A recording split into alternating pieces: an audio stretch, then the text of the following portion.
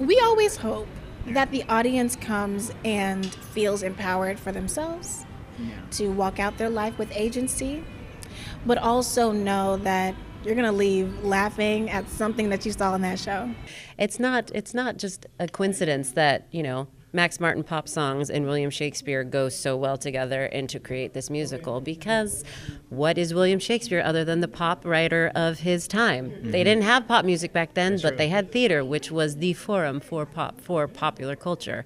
And what is pop music but the forum for our popular culture? So, we just showed that Shakespeare and Max Martin are the same.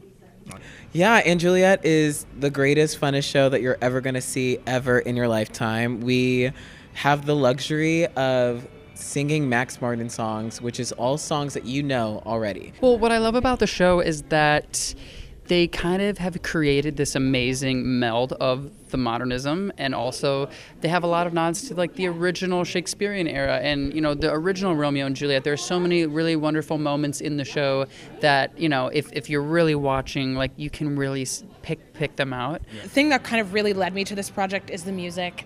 I love, even before I knew everything was written by Max Martin, which I think is incredible, that one person has written this much music that has been such a a staple in our zeitgeist is kind of incredible. So the music brought me to it. I mean, the fact that I get to sing Britney Spears and Pink every night is wild. Nerd Reactor, roll out. Rachel, how's it going? It's going well. Thanks for having me. You're the and Juliet. Yes, I am the Juliet to the and Juliet on tour. And for this one, there's so many things to unpack with, like, it's a continuing story and updates, modernizing, reimagining. There's so much in this. And for you, before joining this project, what was it like for you? Oh, joining and Juliet? Yeah, just before, with just knowing the story and whether you were hyped for it. Oh yeah, I mean, I actually knew not very much about and Juliet prior to getting the audition. And so, because, it was in the West End in London, so I got to watch some of the press events that they had done, and it just seemed like it was such a fun show. It's hard to explain. So when people come to the show, then they're like, oh, I get it. Yeah. So it's, think about it like that. When I was reading the script and then watching those press videos of how did they do it in London, my introduction to the show was the audition. And so I really fell in love with it when I read it. So what was the audition, the song that they made you sing? I sang Baby One More Time. Hit me, baby, one more time. Roar. I got the eye of the tiger. And I think that was it. Yeah. I had a good time too, because it was just like really tough. And I had known both of those songs before in different contexts, because they were like, Katy Perry and Britney Spears. But listening to the cast recording from London, I understood, like, it was a really heartfelt moment for Baby One More Time, and for Roar, it's a chance for her to reclaim her power. There you go. And there's so much for this, like so many stories for all kinds, very inclusive. Yeah. So I was like wondering for you, like, just being a part of this, like, what did that feel like? Being a part of and Juliet is empowering. It is simply empowering. Because Juliet's story is empowering, specifically in the end, but it's a journey that I think everybody can connect to, whether you identify with Juliet or you identify with May or you identify with the nurse or Anne or Shakespeare, whomever you see on stage that seems more like you. Everybody's story is told, and I think Juliet specifically is one where you have to, you just take her as she is and know that you have the ability to reclaim your voice the same way that she does. Yeah. And I want to ask you about, I was talking to the other cast members about, the White Room. Oh, right. Yeah. I was wondering for you, is there, a memory that you remember from performing? It's how do I go through this? I mean, it happens all the time where you do this musical 8 shows a week. Yeah. And it's such a blessing. But also, there are times where, in the middle of the show, you're like, where am I? I mean, even on tour, that's another experience that I'm still recognizing. I'm still learning how to acclimate to each city the day I get in. Like, where am I? I don't think I know where I am. I don't know what floor I'm on in the hotel. And because I've been in 2 hotels all that same day. Yeah. But on stage, you look out into the audience and it's the same sea of black. Yeah. You just don't see the audience's eyes. And so you just kind of have to like focus in on the scene and how you do the show. It's really fun. Oh, yeah. It's really fun. But you go to the White Room every now and then. Shakespeare and music, Max Martin, all of that. What is the takeaway for just audiences? We always hope that the audience comes and feels empowered for themselves to walk out their life with agency, but also know that you're going to leave laughing at something that you saw in that show. Yeah. Hi, I'm Teal Wicks. I'm Corey Mock. And together, you're the duel, the Shakespeare, Anne Hathaway, and so the music, this and Juliet, being a part of this. What was that like? You know, knowing that Max Martin and then David's like working on this. I mean, the music aspect, it's definitely the thing that I was like, this show is going to be a hit because everybody knows and loves these songs. As a performer, it was the thing that gave me the most anxiety because I was like, these songs have been sung by some of the best vocalists in our lifetimes. So no pressure. So that's been a journey of, like grace and being like, you know what, I'm holding my own as much as I can. Well, it's truly a dream team. You have Max Martin, who has more #1 hits than anyone else living or dead in the world. And you have David Westreed, who created Schitt's Creek, which is one of the most lauded, critically acclaimed and audience loved shows in the past like 20 years. So taking the music from Max and the script from David just developed into this kind of like beautiful and really relevant and really, really funny musical in which the songs perfectly segue into the scenes and vice versa. Oh yeah. And like for me, when I'm hearing about the idea of Anne Juliet, it's like, oh, another like rehash or whatnot, but it's different. It's like Juliet continues on, and it's like a modern reimagining. So what was it like for you in terms of like goosebumps or like the pressure of doing that? Oh, I mean, it's a great way to be like, yeah, Juliet lives, and if you have a second chance at life, what do you do? And that's the whole point of the show and our dynamic as husband and wife team trying to create a show together. What do we do if Juliet's going to live? I clearly have my own agenda. I'm like, she's a girl. She's going to go live her life. She's going to find other love. She's going to have a party with her friends. She's going to do her thing. And I don't know what your thing is, but your thing is very different from my thing. And it's a back and forth of like, whose story wins. But also what I love about this specific show is that you really don't have to know a lot about Shakespeare or Romeo and Juliet to enjoy it. So if you're watching this and you're thinking, oh, I'm not a fan of Shakespeare, I'm not really a fan of Romeo and Juliet, there are little touches and little references throughout that if you are a fan of either of those two things, it's going to be enjoyable. But you really don't have to be a huge fan of Shakespeare to resonate with the themes and to enjoy the show, which is really centered around the music. Yeah, but you do have to be a big fan of Backstreet Boys, right? And Katy Perry. Yes, and Britney Spears, Celine Dion. I mean, the list goes on and on and on. Yeah.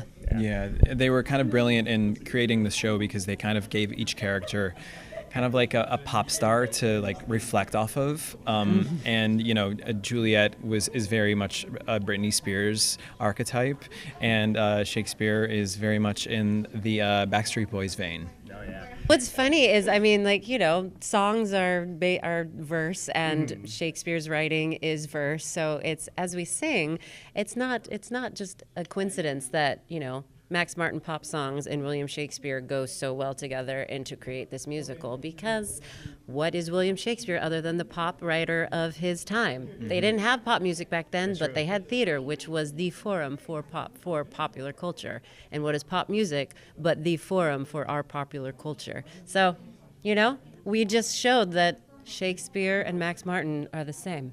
Hand in hand, baby. Hand in hand.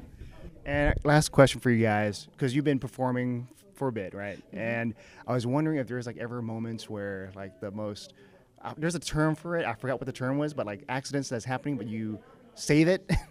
Oh, on stage mishaps. Oh goodness. I mean, you know, after doing a show for a year, you start to enter this thing called the white room, where you know you know the lyrics or you know the dialogue, but there is a part of your like nervous system that just like keeps your mouth just keeps going, where your brain is like, wait, do I remember the next thing I'm going to say? And it's called the white room, where you're saying the words and they're coming out of your mouth, but you're not exactly sure how. Okay, but it's good. It's good if you ultimately end up If you remembering. recover. Yeah, if you recover, yes. But no, I would say the white room is never good. Okay, never good. It's never good. It's never good. And your scene partner's like, I can't say a line until you say your line. It just makes no sense.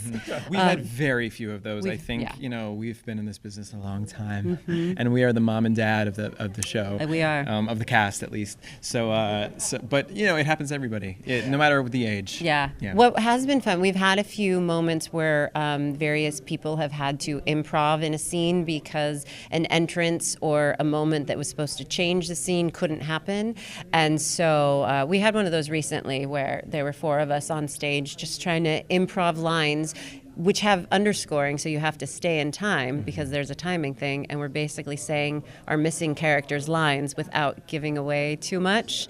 That's a very, it's scary, but it also is one of those moments you walk off stage and you're like, oh my God, I am so brilliant. I can improv at the best. Yeah. Or you're like, I don't know what to say. I'm sorry, I failed.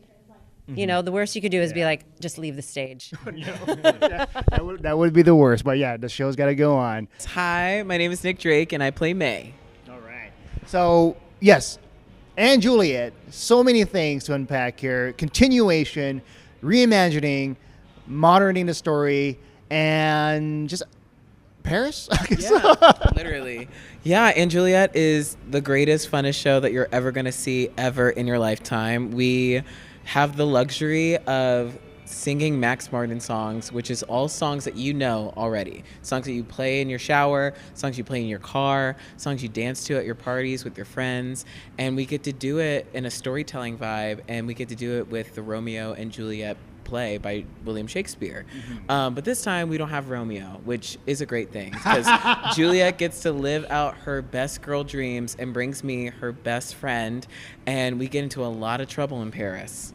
But we have a good time. We end up resolving all the conflict, and it's a comedy, so we end up dancing. So is the I Kiss a Girl part of your songs? Oh, yes, it is. And I love that I get to sing that because I used to sing that in elementary school and middle school when I was growing up. And it was like such a scandalous song for me to sing in my parents' home. But now I get to sing it every night at 8 p.m. And I get to do it with one of my close friends that I've known since college. Whoa. So it's a great time here at Aunt Juliet. Oh, yeah.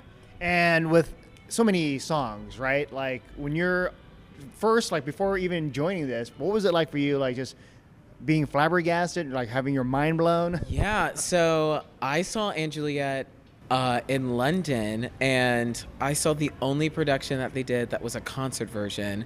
And in that concert version, they cut out May entirely.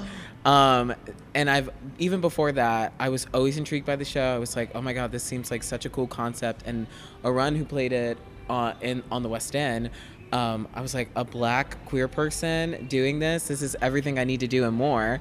So I've always been inspired by them, and I'm just so excited and so happy to be here in LA doing it, which is such a music hub and so good for Max Martin and so good for David West Reed, our book writer who wrote Schitt's Creek. So we just have so many connections here in LA, and I'm so excited to be here at the Amazon. You have no idea. Is that a hint on if Max and David will be at the opening? I don't like to give spoilers, but I will say that you will see some people that you've seen before. Okay. How about that? There you go. Yeah. Okay, I don't want to get you in trouble, so. No, don't worry. I'm always getting myself in trouble. So, if you had a chance to like bring in one song from Max that was not in the musical, which one would it be? I didn't think you'd understand me Do you know that one? Yeah, I do know that one. Yeah. We can't be friends, but I like to just pretend. I love that There song. you go. See, now I just want to ask you to sing lullabies to me and, put me to sleep. That'll be my next job after this tour. All right, Nick, it's a pleasure chatting with you. You too. Yeah, thank same you here. so much. Yeah, thank you so much. Michael, you're in this as Romeo, and Yes, indeed. Yes. the show continues on for Juliet, and Romeo is out of that title, so it's all about her. So what is it like for you being a part of this and just kind of like Juliet's the limelight now? She's in the limelight, but there's some surprises that the audience might not know about. Romeo is a part of the show in a pretty profound way, but you just have to come see it to find out. For sure, yeah. Yeah. And the show, very special. Like we're in that era of taking something from the past, modernizing it. Moulin Rouge with the jukebox, but also Six, and Juliet. So, how do you feel about just the era now? Well, what I love about the show is that they kind of have created this amazing meld of the modernism, and also they have a lot of nods to like the original Shakespearean era and the original Romeo and Juliet. There's so many really wonderful moments in the show that if you're really watching, like you can really pick them out. And yeah, I love that it kind of like puts both worlds together, but all in all, and Juliet is a really inclusive show that like truly, whether you're familiar with the music or you've heard it, like you'll have something to connect to. Yeah. And the stories are timeless, and it's the themes of love and that it's never too late for love is something that everybody can relate to. You know what I mean? Yeah. I guess for you, like, moment of just the pop music, because it's Max is a part of it, and just like the songs, right? Like, which one's your favorite of all that?